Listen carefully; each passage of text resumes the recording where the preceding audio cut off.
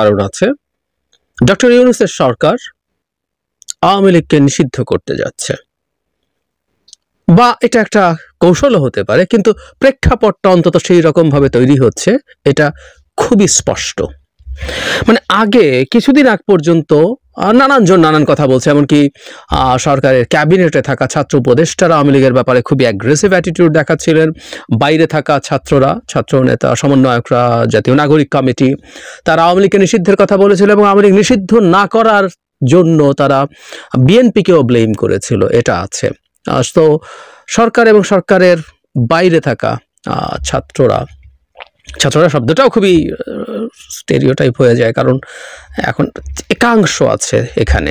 যাই হোক, তাদের দিক থেকে যত কিছু বলা হোক না কেন, প্রধান উপদেষ্টার যে বক্তব্য ছিল সেই বক্তব্যটাকে আমি যদি বলি, এতদিন পর্যন্ত তার অফিসিয়াল যে বক্তব্য, সেটা হচ্ছে 22 নভেম্বর 2024 প্রথম আলো থেকে পড়ছি। টাইম যে ম্যাগাজিন আছে সেখানে তিনি বলছেন, সবাই সুষ্ঠু বিচার পাবেন উল্লেখ করে প্রধান উপদেষ্টা ডক্টর মোহাম্মদ ইউনূস বলেছেন, হত্যা ও নির্যাতনের জন্য দায়ী ব্যক্তিদের জবাবদিহি তার আওতায় আনার পর আওয়ামী লীগকে নির্বাচনে স্বাগত জানানো হবে। তার মানে আওয়ামী লীগ থাকছে, আওয়ামী লীগকে নিষিদ্ধ করা হচ্ছে না। এটা ডক্টর ইউনূসের টাইম ম্যাগাজিনকে বলা বক্তৃতায় খুবই স্পষ্ট ছিল। এবং আমি বহুবার বলেছি যে আন্তর্জাতিক অপরাধ যে আদালতে যে আইন আছে, সেই আইনে দলকে বিচার করার যে অপশন ছিল, যেটা আওয়ামী লীগ নিজেই এনেছিল, সেটা এবার চূড়ান্ত সংশোধনীর সময় সরকারের দিক থেকে বাতিল করা হয়েছে। তাতে এটা খুব বোঝা যায় দল হিসাবে আওয়ামী লীগকে বিচারের আনার পরিকল্পনা খুব সিরিয়াসলি সরকারের ছিল না। এখানে একটা কথা অবশ্য যুক্ত করে দেওয়া দরকার, সেটা হলো এরপরও চাইলে কোনো বিচারক সেরকম চিন্তা করা বা সেরকম প্রসেস শুরু করার ক্ষমতা বিচারকদের হাতে দেয়া হয়েছিল। এটাও ঠিক, এটাও আছে, কিন্তু যেভাবে সরাসরি ছিল যে কেউ চাইলে একটা মামলা করতে পারতো, সেই স্কোপ ছিল না।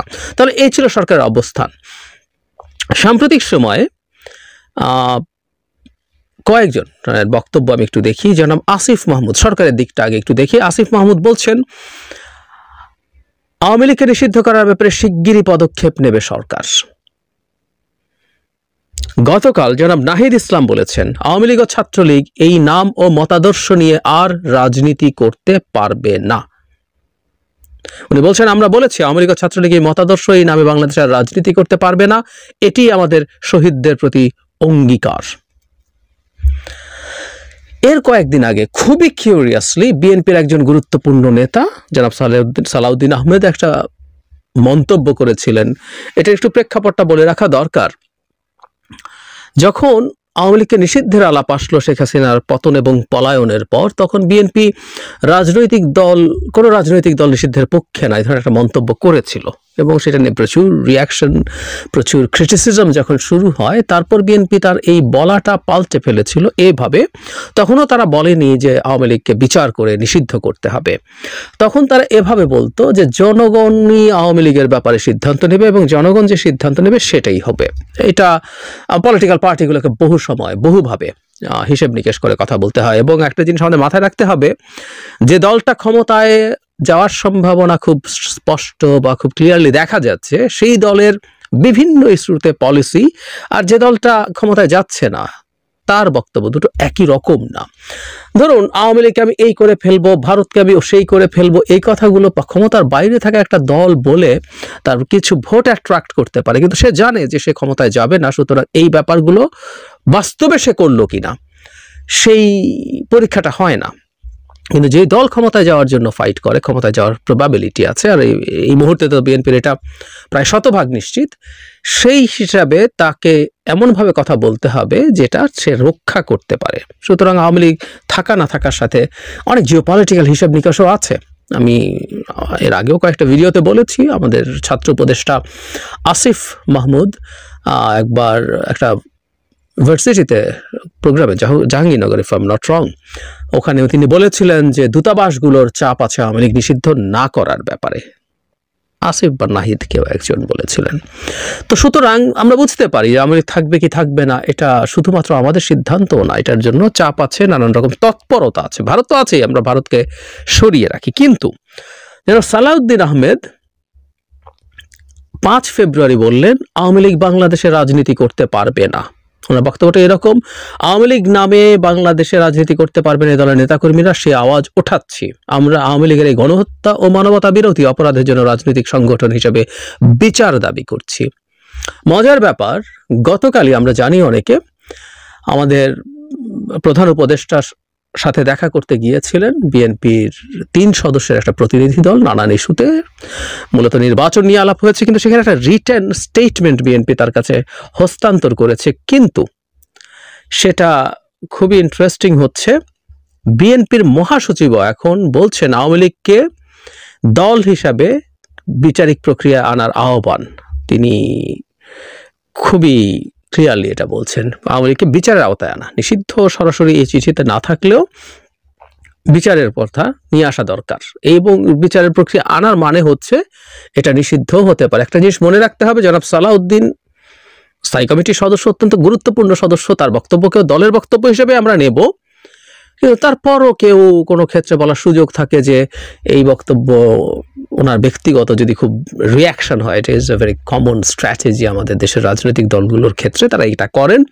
কিন্তু গতকাল যখন অফিসিয়াল স্টেটমেন্টটা দিয়েছে, সেখানে এটা অফিসিয়াল বিএনপি স্টেটমেন্ট, যেটা মহাসচিব স্বয়ং হস্তান্তর করেছেন আমাদের প্রধান উপদেষ্টার কাছে।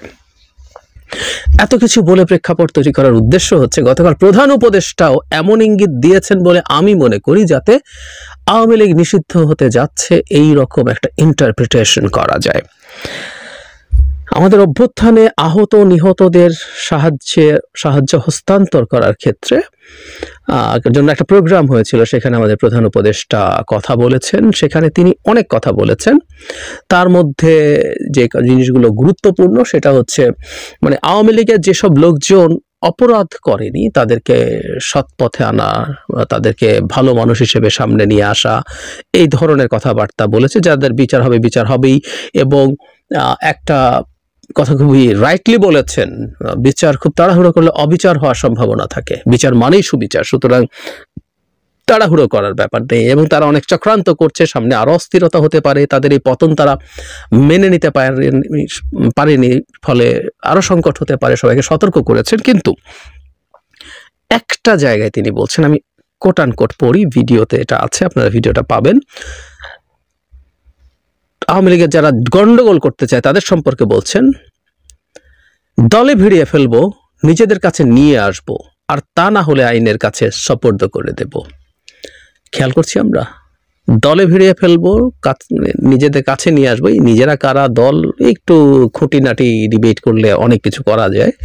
নিজের বলতে উনি কাকে বোঝাচ্ছেন, কারণ এটা আমি একটুকু অন্তত ছাড় দিয়ে যদি ধরে নেই, সেটা হচ্ছে নিজেদের বলতে আমরা যারা শেখ হাসিনার বিরোধী শক্তি, বিরোধী যে রাজনৈতিক দলগুলো আছে তাদের মধ্যে কোনো না কোনো জায়গায় তাদেরকে নিয়ে আসবো, আর বাকিদেরকে পুলিশে সাপোর্ট করে দেব।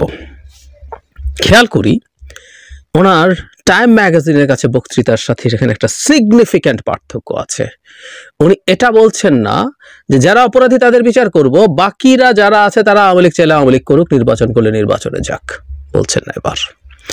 এবং দুজন উপদেষ্টা, জনাব আসিফ যখন বললেন আমাদের ছাত্র উপদেষ্টারা অনেক ক্ষেত্রেই ম্যাচুরিটির পরিচয় দেন, সো এটা ব্যক্তিগত কিনা এটা ভাবার এক ধরনের স্কোপ ছিল। কিন্তু জনাব নাহিদ ইসলাম বলার পর দুজন উপদেষ্টা যখন বলেছেন, এবং বিএনপিও তার সাথে রেজোনেট করছে, আমার কাছে সামহাও মনে হয় বিএনপির সাথে ইনফর্মাল আলোচনা হয়েছে সরকারের, অন্যরা তো আসলে চাইছেনই। জাতীয় নাগরিক কমিটি, বৈষম্যবিরোধী ছাত্র আন্দোলন এবং অন্যান্য দল, আমি ঠিক মনে করতে পারছি না জামায়াতের স্ট্যান্স কি, যদিও আমির অনেক সময় আওয়ামী লীগের প্রতি খুবই সহানুভূতিশীল বক্তব্য দিয়েছেন, তাদেরকে ফ্যাসিস্ট ডাকাও মানে নিষিদ্ধ দূরে থাকুক, ফ্যাসিস্ট বারবার বলাটাও পছন্দ করছিলেন না, কিন্তু আমি লেটেস্ট অবস্থাটা জানি না। কিন্তু আমি মনে করি এই মুহূর্তে সরকার এবং ছাত্রদের সংগঠন বিএনপি এবং জামায়াত মোটা দাগে যদি রাজি হয় তাহলে এই কাজটা করে ফেলা যায়। ওভারঅল ফুল কনসেনসাস হওয়া কঠিন হতে পারে, কিন্তু এটা যদি হয় হয়ে যাবে। তো বিএনপিরও এই মন্তব্য এবং আজকে অফিসিয়ালি মানে গতকাল অফিসিয়ালি মন্তব্যটা আমাদেরকে গুরুত্বপূর্ণ ইঙ্গিত দেয়। এখন প্রেক্ষাপটটা পাল্টে গেল কেন সেটা নিয়ে যদি কথা বলি, আমি যেটা ধারণা করি সেটা হচ্ছে শেখ হাসিনার মানে একটা কথ্য কথা অনেক সময় ব্যবহার করেই ফেলি, ইত্রামি। ওনার ইত্রামি আসলে এই দলটাকে নিষিদ্ধ করার প্রেক্ষাপট তৈরি করতে সাহায্য করছে। যে মানুষগুলো লিস্ট বলার চেষ্টা করেছিলেন, আচ্ছা এই দলটা থাকুক, আমরা এদেরকে পলিটিক্যালি মোকাবেলা করব এবং পলিটিক্যালি এদেরকে শেষ করব, কিন্তু না, পরিস্থিতিটা তারা সেই জায়গায় রাখেনি। মানে আমি নিজেও পলিটিক্যালি মোকাবেলা করার কথা বলেছিলাম, যদিও আমি বহুবার বলেছি যে বিভৎস সব মানবতা বিরোধী অপরাধ করেছে, আওয়ামী লীগের বিচার করে এটাকে নিষিদ্ধ করে খুব দেয়া যায় খুব ইজিলি। আমি এক্সিকিউটিভ অর্ডারের কথা বলিনি, সন্ত্রাস দমন আইনের কথা বলিনি। আমি বলেছিলাম আইসিটিতে বিচারিক প্রক্রিয়া, তাদের আত্মপক্ষ সমর্থনের সুযোগ দিয়েও তারা সংগঠন হিসাবে ভয়ঙ্কর সব মানবতা বিরোধী অপরাধ করেছে, নিষিদ্ধ করা যায়। কিন্তু তারপর আমার মনে হয়েছে যে দায়ীদের শাস্তি দিয়ে তাদেরকে চলতে দিয়ে ডাই ডাউন করতে দেয়া, এটাই রাদার বেটার হতো। কিন্তু সত্যিকার অর্থেই সাম্প্রতিক সময় শেখ হাসিনা যা করছেন, যে ইত্রামি করছেন, এরপর আসলে তাদের দলকে এভাবে ডিল করার একটা প্রবাবিলিটি তৈরি হয়ে গেছে। এটা উনিই তৈরি করছেন। আবারও বলছি, অনেকগুলো সুবিধা আছে এটা করতে পারলে, কিছু সমস্যা আছে, যে বললাম এটা জিওপলিটিক্যাল হিসাব আছে। সুবিধা হচ্ছে আওয়ামী লীগকে যে এখন বিভিন্ন কর্মসূচি করতে বাধা দেয়া হচ্ছে, কারণ তাকে কোনো না কোনো একটা লিগ্যাল ফর্মে আইদার দলটা পুরো নিষিদ্ধ অথবা তার কর্মসূচির উপরে স্থগিতাদেশ কিছু একটা হতে হবে। আদারওয়াইজ সে লিফলেট দিচ্ছে, সে মিছিল করছে, কোনো একদিন আওয়ামী লীগ একটা বিরাট সমাবেশ ডেকে বসবে, ঠেকানো আসলে লিগ্যালি তো সম্ভব না। সো নিষিদ্ধ হলে তার সব কর্মকাণ্ড নিষিদ্ধ করে দেওয়া যায়, তার নির্বাচনে আসা ঠেকানো যায়, সবই করা যাবে। এটা একটা বড় সুবিধার দিক আছে, কারণ সামনে এই প্রশ্নগুলো উঠবে। আওয়ামী লীগ নানান রকম কর্মসূচি ডাকছে মূলত এই কারণে, সে ডাকবে 2-4-5 জনও নামলে, কেউ যদি পাবলিক, আমাদের সাধারণ মানুষ যদি কেউ তাদেরকে ধরিয়ে পিটিয়ে দেয়, এইরকম হাই প্রবাবিলিটি আছে, তো সেটা নিয়ে সমালোচনা হবে। সরকার গ্রেফতার করলে সেটা নিয়েও সমালোচনা হবে। এটাকে মোটা দাগে ডিল করা যেতে পারে যদি আওয়ামী লীগকে নিষিদ্ধ করে দেওয়া যায়। আর আমার কাছে যেটা মনে হয় যে তাদের দলের অন্যান্যদের কাছে বার্তা দেওয়া যেতে পারে যে তাদের এই দলটুকুর শেষ অংশটুকু টিকে থাকেনি শেখ হাসিনার কারণে। ইনফ্যাক্ট নিষিদ্ধ করে দিলেই যে তাদের নাশকতা টাইপের বন্ধ করা যাবে তা না। আওয়ামী লীগ আসলে হিজবুত তাহরির না, খুব অল্প কিছু লোকজনই তাদের আছে তা না। আওয়ামী লীগ অনেক বড় একটা সংগঠন, এখনও সিগনিফিক্যান্ট পার্সেন্টেজ অফ পিপল ওদের সমর্থক আছে। কিন্তু আবার আমি এভাবেও দেখতে চাই, এই নিষিদ্ধ করাটা কোন একটা কৌশলের অংশ হতে পারে, যে বাস্তবে সরকার হয়তো নিষিদ্ধ করবে না, কিন্তু সে একটা নিষিদ্ধ করছি এরকম একটা প্রেক্ষাপট তৈরি করছে। শেখ হাসিনার ইত্রামি কিছুটা যদি কমানো যায়, অন্তত ওই যে কথা বলা, হুমকি ধামকি দেয়া, দেশের মধ্যে বিশৃঙ্খলা সৃষ্টি করার চেষ্টা করা, এগুলো যদি অন্তত বন্ধ করা যায়, সেটার জন্য কখনো কখনো আমরা বড় হুমকি তৈরি করি, সেটাও হয়ে থাকতে পারে। ঘটনা যেটাই হোক না কেন, প্রেক্ষাপট বলছে আওয়ামী লীগ নিষিদ্ধ হতে যাচ্ছে। এবং ওই যে আমাদের আইসিটি আইনে যেটা অপশন নেই, তারপরও বিচারকের জুরিসডিকশন আছে, আর এটাকে আবার অ্যামেন্ড করে আবার একটা অর্ডিন্যান্স দিয়ে এগুলো করা কোনো জটিল ব্যাপার না। সুতরাং দেখা যাক সামনে কি হয়। এই দলটা সত্যিকার অর্থে অনেক প্রবলেম হচ্ছে এবং একটা খুব জরুরি, শুধুমাত্র শেখ হাসিনা না, এই দলটাকে দিয়ে ভারত বাংলাদেশের অভ্যন্তরীণ নিরাপত্তা হুমকির মুখে ফেলতে যাচ্ছে, আমাদের এই সরকারকে অস্থির করে তুলতে চাইছে এবং ভবিষ্যৎ সরকারগুলোকে সে একই চেষ্টা করবে। সুতরাং একটা দল যেটা পুরোপুরি বিদেশি এজেন্টের মতো, ব্যক্তিও না, দলটাই বিদেশি এজেন্টের মতো কাজ করে, সেই দল আমাদের এখানে অপারেট করতে পারবে কিনা 6 মাস পর যা যা হয়েছে সেটা রেখে আমাদের আসলে এই বিবেচনাগুলো করা যেতে পারে। আওয়ামী লীগ নিষিদ্ধ হওয়ার রিয়াল প্রবাবিলিটি এবং ঐক্যমত্য তৈরি হচ্ছে বলেই মনে হচ্ছে।